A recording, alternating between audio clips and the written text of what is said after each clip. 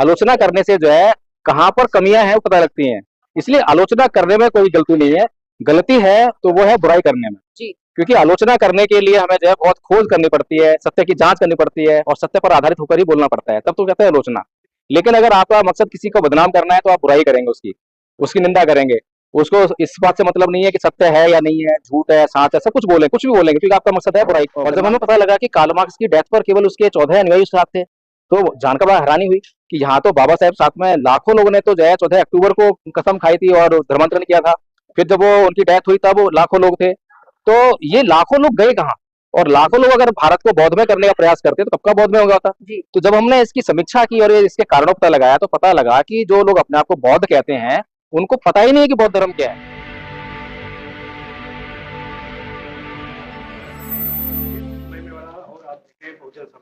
आज साथियों ये विकास पूरे में लगता है तो बहुत काफी देर से मैं देख रहा हूँ कि जो बुद्ध धर्म का प्रचार प्रसार उत्साह गया था ये पूरे मैं देख रहा हूँ कि भर में घूम घूम कर लोगों को जागरूक करें और प्रचार प्रसार कर रहे हैं। मैं आज इनसे समझूंगा कि किस तरह से जो आज बहुजन समाज के लोग यहाँ पर आए हैं क्या उनको संदेश दिया है। तो हमें क्वेश्चन आते हैं, प्रश्न आते हैं कि इस तथ्य का जो है आलोचनात्मक विवरण कीजिए। तो वहां से मुझे समझ में आया कि आलोचना करना तो बहुत अच्छी चीज है। आलोचना करने से जो है कहाँ पर कमियां हैं वो पता लगती हैं। इसलिए आलोचना करने में कोई गलती नहीं है, गलती है तो वो है बुराई करने में। जी। क्योंकि आलोचना करने के लिए हमें जो है बहुत खोज करनी पड़ती है, सत्य की जांच करनी पड़ती है और सत्य पर आधारित होकर ही बोलना पड़ता है, तब तो कहते हैं आलोचना। लेकिन अगर आपका मकसद किसी को बदनाम करना है तो आप बुराई करेंगे उसकी, उसकी निंदा करेंगे। उसको इस बात से मतलब नहीं है कि सत्य है या नहीं है, झूठ है, साच है, सब कुछ बोलें, कुछ भी बोलेंगे क्योंकि आपका मकसद है बुराई। इसलिए दोनों बातों में फर्क है। इसलिए धम्पर संघ ने जो है जब आलोचनात्मक समीक्षा की कि पिछले 70 साल में अभी तक भारत बौद्ध में, और जब हमें पता लगा कि कार्ल मार्क्स की डेथ पर केवल उसके 14 अनुयायी साथ थे, तो जानकर बड़ा हैरानी हुई कि यहाँ तो बाबा साहब साथ में लाखों लोगों ने तो जो है 14 अक्टूबर को कसम खाई थी और धर्मांतरण किया था। फिर जब वो उनकी डेथ हुई तब लाखों लोग थे। तो ये लाखों लोग गए कहाँ? और लाखों लोग अगर भारत को बौद्धमय करने का प्रयास करते तो कब का बौद्धमय हो गया था। तो जब हमने इसकी समीक्षा की और इसके कारणों पता लगाया तो पता लगा कि जो लोग अपने आप को बौद्ध कहते हैं उनको पता ही नहीं है कि बौद्ध धर्म है ही नहीं। वो अभी तक जो है बौद्ध के लिबास में, बौद्ध के लिबास में वो अभी तक ब्राह्मणवादी, मनोवादी, संस्कृत से लिखते हैं और अपने आपको कह रहे हैं कि हम अमृतवादी हैं, हम बौद्ध हैं। तो ये बेसिक कारण पता लगा। अगर अभी आज की डेट में 1 करोड़ से कुछ कम बौद्ध हैं भारत में, अगर उनके माइंड को स्कैन करें तो उनका जो माइंड है वो ब्राह्मणवादी माइंड मिलेगा। क्योंकि बुद्ध की जो संस्कृति में आ गया वो अहिंसात्मक हो जाएगा।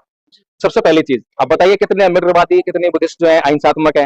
बिल्कुल भी नहीं। तो सारे के सारे शुरुआत कैसे करते हैं? किसी को गाली तो गाली देंगे, तो ये संस्कृति ब्राह्मण संस्कृति है। बुद्ध की तो ये है, पहले समझाएंगे। वो जो हिंसा है वो अंतिम हथियार होता है। जब कुछ बात ना समझ में आए, जब ऐसा लगे कि भाई अब कुछ नहीं बन पा रहा है, तब अंतिम विकल्प के तौर पर हम हिंसा का यूज करते हैं। तो ये सांस्कृतिक जो फर्क है इसको हमने देखा कि ये जो ना बौद्धों को पता ही नहीं है कि बौद्ध धर्म का प्रचार कैसे करना है। बौद्ध लोग प्रचार बौद्ध धर्म का वैसे कर रहे हैं जैसे हिंदू लोग प्रचार कर रहे हैं जोर जबरदस्ती से, जैसे मुसलमान करते हैं जोर जबरदस्ती से। लेकिन बुद्ध के धर्म का जो सबसे बड़ा गुण है कि पूरी दुनिया में बुद्ध का धर्म प्रचारित हुआ, लेकिन एक बूंद रक्त की कहीं नहीं बहेगी। देखिए कितना खुश धर्म है। बाकी के धर्मों के साथ में ऐसा नहीं है। बाकी के धर्मों का जो प्रचार प्रसार हुआ है वो हिंसा पे हुआ है, लोभ लालच से हुआ है।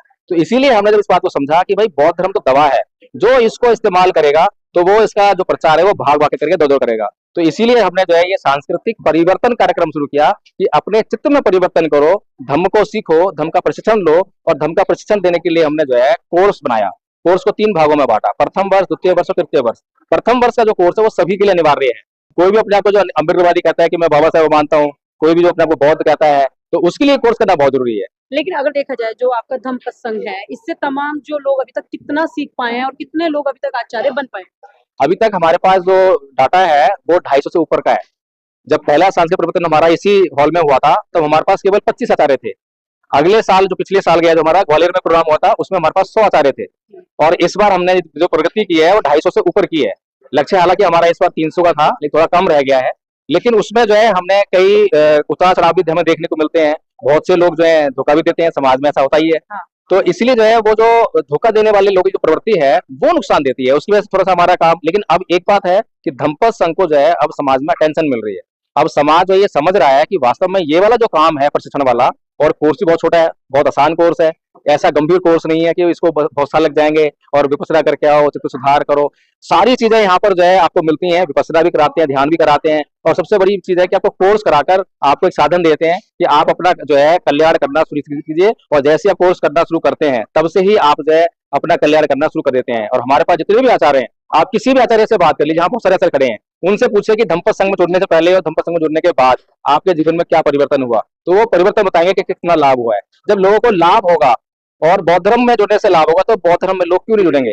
आज पूरे संसार के लोग बीमार हैं, सबको जो है इस दवा की जरूरत है, चाहे वो हिंदू हो, मुसलमान हो, सिख हो, ईसाई हो। आपने धम्मपद संघ की तरफ से दवाई का इलाज भी मतलब कहें लोगों को दे दिया कि बुद्धमय बने और भारत को बुद्धमय बनाए और बुद्धिज्म को अपनाए। एक सवाल है कि तमाम भारत के अंदर जो SC ST OBC समाज के लोग हैं, उनके बहुत सारे संगठन हैं, वो भी इसी तरीके की बातें करते हैं कि हम भारत को बुद्धमय बनाएंगे, बाबा साहब की विचारधारा को फैलाएंगे, लेकिन वो इन सारी चीजों को नहीं कर पाते हैं। कहीं ना कहीं वो चंदे का धंधा उस कहीं की जो संगठन बनाते हैं उसमें चलाते हैं। तो क्या कभी ऐसा आप भी करेंगे?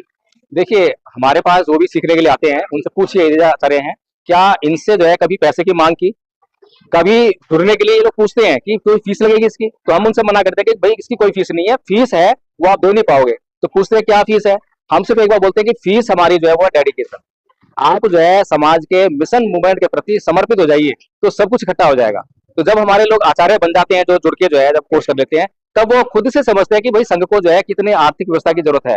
तो अब देखिए इतना बड़ा प्रोग्राम किया है, कोई मैंने अपने घर से तो किया नहीं है, सब जो है समाज से हुआ है, और मैंने किसी से मांगा नहीं है, आचार्य से किसी ने मांगा नहीं है। हमने केवल जो है फैसला किया बैठ के, गूगल भी चलती है हमारी, गूगल पे भी हमने फैसला किया भाई क्या करना चाहिए, कैसे करना चाहिए। जो डिसीजन संघ ले लेगा वो डिसीजन जो है सब पर बाइंडिंग है, जो उस डिसीजन को नहीं मानेगा उसको हम संघ से ही बाहर कर देते हैं। तो इस तरह से हमारे जो है 100 से अधिक नियम बनाए हैं हमने संघ को चलाने के लिए। और सबसे बड़ी बात देखिए कि लोग चिल्लाते रहते हैं संगठित रहिए, और संगठन पैदा नहीं होता। लेकिन हमारे संघ में हमने किसी को नहीं बोलते संगठित रहिए, लेकिन फिर भी आपको संगठन दिखाई दे रहा है, अनुशासन दिखाई दे रहा है, क्योंकि हमने जो है सबसे पहले भाषा पर ही कंट्रोल कर दिया। जो भी आचार्य हैं आपस में जब भी बात करेंगे तो आदरणीय शब्द का इस्तेमाल पहले करेंगे।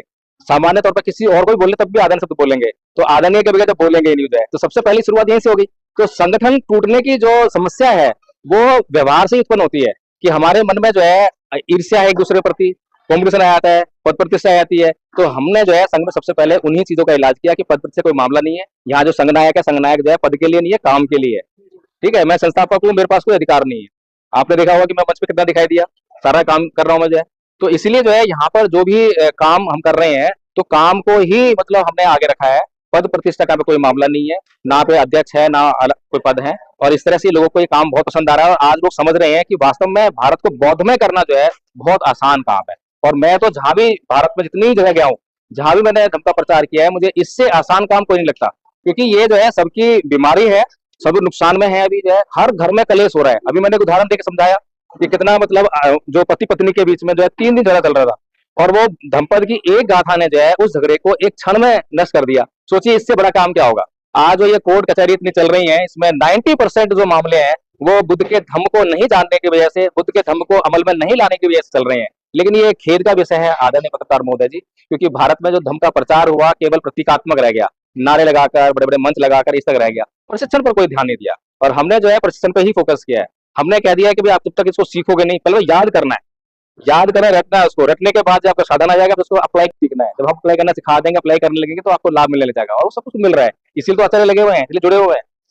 अच्छा, मैं आपसे जानना चाह रहा हूँ कि क्या जो धम्म का ज्ञान है, क्या कोट पैंट से ही सीखा जाता है या सफेद वस्त्र पहन के आना चाहिए, चीवर पहन के आना, कैसे ज्ञान प्राप्त होगा? देखिए, धम्मपद संघ इस मामले में बहुत ही बेहतरीन काम कर रहा है। धम्मपद संघ ने पहली बार जो है बौद्ध भिक्षुओं के भीतर जो अंधश्रद्धा जो लेकर आए हमारे लोग जो है, उसको खत्म करने का प्रयास हमारा है।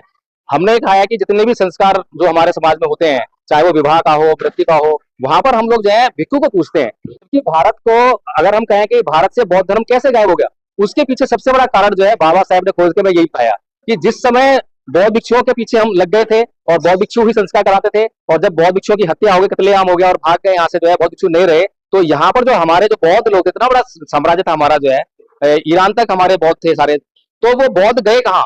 बौद्धों को संस्कार की आदत पड़ गई थी, उनको संस्कार करवाना जरूरी है, और संस्कार करवाने वाला बौद्ध भिक्षु कोई है नहीं। इसीलिए जो ब्राह्मण है वो संस्कार, हर एक ब्राह्मण जो वेद पाठी होता है, और हर एक ब्राह्मण जो है संस्कार करता भी होता है, वो गृहस्थ होता है, संस्कार करता भी होता है। इसलिए वो ब्राह्मण ने ऑफर किया, और इस तरह से जो है हमारे बौद्धों के घर में जो है उस ब्राह्मण की आसानी से एंट्री हुई, और इस तरह से आसानी से जो है इतना बड़ा विशाल साम्राज्य बौद्धों का वो गायब हो गया। अच्छा, एक सवाल और है आपसे चलते चलते। यहाँ पर तमाम जो बुद्ध की बातें करते हैं लोग, बाबा साहब की बातें करते हैं, लेकिन यहाँ पर जय भीम के भी नारे देते हैं, लेकिन यहाँ से घर जाने के बाद जय श्री राम क्यों करते हैं? देखिए ऐसा कोई यहाँ पर आया हो और वो घर जाके जैसे हमको नारा लगाए, मैं ऐसा नहीं मानता, मुझे यकीन नहीं होता। क्योंकि अगर ज्यादातर कार्यक्रम में जो लोग आते हैं वो नकली अम्बेडकरवादी होते हैं। मैं इसलिए बोल रही हूँ क्योंकि मैं जिन कार्यक्रमों में जाती हूँ वहां पर सब आते हैं, जय भीम के नारे लगाते हैं, बुद्ध की करुणा हो, इस तरीके से नारे लगाते हैं, लेकिन घर पे उनके जाकर के देखो तो चिड़ियाघर पाए जाते हैं। नहीं, मुझे इस पर बिल्कुल विश्वास नहीं होता, क्योंकि या तो वो जो है गलत आदमी आ गया है हमारे प्रोग्राम में। अगर सही आदमी आया है तो वो चाहे जय भीम नमो बुद्धाय बोले या ना बोले, लेकिन जय श्री राम का नारा तो लगाएगा नहीं, क्योंकि जय श्री राम की मैं तुलना किससे करूं? मेरे को तो कोई तुलना करने के लिए मिलता ही नहीं है। तो इसलिए ये समाज को जो है, अगर कोई ऐसा ना समझ है भी इक्का दुक्का की मैं बात नहीं कर सकता, मतलब जो है, लेकिन ऐसा नहीं है कि लोग जो है यहाँ जय भीम का नारा लगाएं, नमो बुद्धाय नारा लगाएं और घर पे जाके जो है वो जय श्री राम नारा लगाएं। क्योंकि जो जय भीम का नारा लगाता है सबसे पहले तो ये समझ लेता है कि जय भीम क्या है और जय श्री राम क्या है। तो जय श्री राम जब हम जय बोलते हैं तो जय का मतलब है जीतना, यानी जीत हार का मतलब। कभी हम जय नमो जय बुद्धाय नहीं बोलते, क्योंकि बुद्ध जो है जीत और हार से ऊपर है। तो इसीलिए जो है हमें समझना चाहिए कि जो सांसारिक लोग होते हैं उनके साथ में ये जीत हार जो होती है उनके हाथ में जय लगती है, लेकिन जो संसार से ऊपर उठ जाते हैं उनके लिए जीत और हार का कोई मतलब नहीं होता। तो बुद्ध जो है संसार से ऊपर है, तो उनकी तुलना जो है किसी राम से कृष्ण से करते हैं। सर, एक चीज मैं आपसे समझना चाहूँ, क्या एक साथ जय भीम जय श्री राम का नारा नहीं लगाना? जी नहीं, बिल्कुल नहीं, बड़ा अंतर है। आप वाल्मीकि रामायण पढ़ लीजिए, आपको पता लग जाएगा कि जो जय श्री राम है वो बोलते हुए लोगों को शर्म आने लगेगी। मैं तो ये कहता हूँ कि जो लोग जय श्री राम का नारा लगाते हैं, अगर वो वाल्मीकि रामायण ईमानदारी से अध्ययन कर लें तो उनको पता लग जाएगा कि वाल्मीकि रामायण के अंदर ही जो है भगवान बुद्ध का प्रकरण है, एक जावाली कथन है, जहां पर चित्रकूट में जो है भरत राम से मिलने आते हैं, तो वहां पे एक जावाली कथन है, उसको पढ़िए। वो जो जावाली ब्राह्मण है वो बहुत बहुत व्यक्ति है, वो बौद्ध धर्म की बातें राम को समझा रहा है। आप राम की स्टेटमेंट देखिए वहां पर कि राम क्या कह रहे हैं और वो जो जावाली है वो क्या कह रहा है। तो वहां पे साफ साफ ये संकेत मिल जाता है आपको कि जो रामायण है, वाल्मीकि रामायण निबंध है, वो बुद्ध के बहुत बाद में लिखी गई है और बुद्ध की संस्कृति को नष्ट करने के उद्देश्य से लिखी गई है। तो इसलिए ऐसा नहीं है कि वो आप जो कह रहे हैं कि जय श्री राम और जय भीम नारा सब मतलब ही नहीं है। जय भीम उद्धारक है और जय श्री राम मैं कहूँ कि इस समाज के विनाशक है।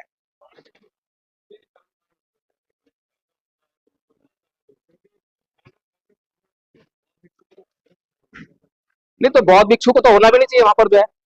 वहां पर जो है जो गृहस्थ लोग जो हैं, जो संस्कारकर्ता बन गए हैं, उन्हीं को करवाना चाहिए। यही तो कारण अभी मैंने बताया है कि जब भारत में बौद्ध भिक्षु नहीं रहे फिर संस्कारकर्ता नहीं रहा। अब बौद्ध भिक्षु की ड्रेस होती है, ड्रेस को पहचाना जाता है, इसीलिए जब आक्रांता आए तो उन्होंने पहचान पहचान कर मारना शुरू कर दिया। तो वो पहचान के तो मार दिए गए या भाग गए यहाँ से। तो इसीलिए जो है जो हमारे लोगों को संस्कार करवाने की जो आदत पड़ गई थी, संस्कार के बिना वो जीवन नहीं जी सकते हैं, तो उन्होंने जो है ब्राह्मणों ने ऑफर किया तो आसानी से जो है बौद्ध धर्म की जगह पर हिंदू धर्म जो है हमारे घरों में रिप्लेस हो गया। नहीं तो आज आप करके देखिए ना, धर्म परिवर्तन जो है इतना आसान काम नहीं है। लेकिन उस समय कैसे हो गया? उस समय इसीलिए हो गया, इसीलिए बाबा साहेब ने जो कहा है कि हमें जो है ले पर्सन को संस्कारकर्ता बनाना पड़ेगा। इसीलिए बाबा साहेब का जो संस्था थी भारतीय बौद्ध महासभा, उसने बौद्ध आचार्य बनाने की प्रक्रिया शुरू करी।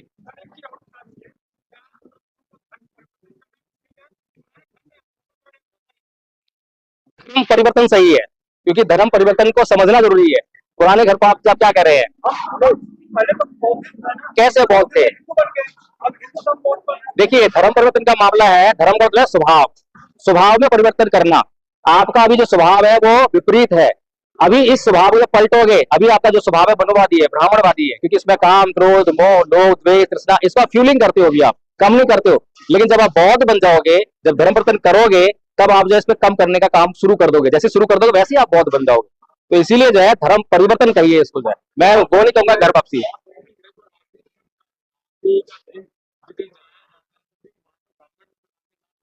बौद्धों की कोई शमशान है ना ही कोई ऐसा जरिया की बहुत ढंग से उठना ये संस्कार किया जाए। देखिए ये जो आप बातें कर रहे हैं सब प्रतीकात्मक बातें हैं। मैंने बताया कि 3 प्रकार से धर्म परिवर्तन होता है। पहला होता है प्रतीकात्मक, दूसरा होता है रीति रिवाज परंपराओं और त्योहारों का परिवर्तन, जो तीसरे प्रकार का परिवर्तन है उसका संबंध कल्याण से है। पहले तो परिवर्तन है उसका संबंध कल्याण से बिल्कुल भी नहीं है। इसलिए बुद्ध की डिमांड जो है तीसरे परिवर्तन से है। आप चित्त में परिवर्तन की बात कीजिए। तो संस्कारों की जो बात है, संस्कार में आप जो है किसी से पूछा जाए बौद्ध से कि बताओ भाई बौद्धों में जो है मरने के बाद जो है बॉडी को कैसे डिस्पोज करते हैं, जलाते हैं या बहाते हैं या गाड़ते हैं, तो क्या बोलेगा बौद्ध? तो बौद्ध जो बुद्ध को जानता है, जो बुद्धिस्ट विचारधारा जानता है, वो साफ साफ बोलेगा कि जैसे आपके पास साधन मौजूद हो, जैसे आपको परिस्थितियां अलाउ करें, वैसे आप जो है बॉडी को डिस्पोज कर दीजिए, जो भी अनुकूलता हो। वो कभी नहीं बोलेगा कि आप इसको गाड़िए, आप इसको जलाइए, ये मतलब ही नहीं है, क्योंकि बुद्ध ने कभी भी किसी संस्कार के लिए कहा ही नहीं है। आप मुझे पूरा त्रिपिटक उठा के दिखा दीजिए कहीं कोई भी अगर बुद्ध ने किसी भी संस्कार के लिए कहा हो।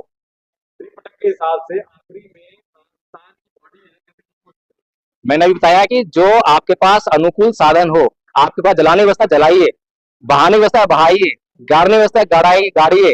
यानी कि आपके लिए उसमें नुकसान होना चाहिए, दूसरों को नुकसान होना चाहिए। अपना भी फायदा देखिए, दूसरों का फायदा देखिए। ये बुद्धिज्म है। बुद्धिज्म में आदि में कल्याण, मध्य में कल्याण, अंत में कल्याण, यही बुद्धिज्म का ध्येय है। और आपसे निवेदन है, कहाँ से देख रहे हैं कमेंट में लिखेंगे, और नए हमारे चैनल पर है तो सब्सक्राइब करें, लाइक करें, कमेंट करें। जय भीम, जय भारत, बहुजन समाज दिल्ली।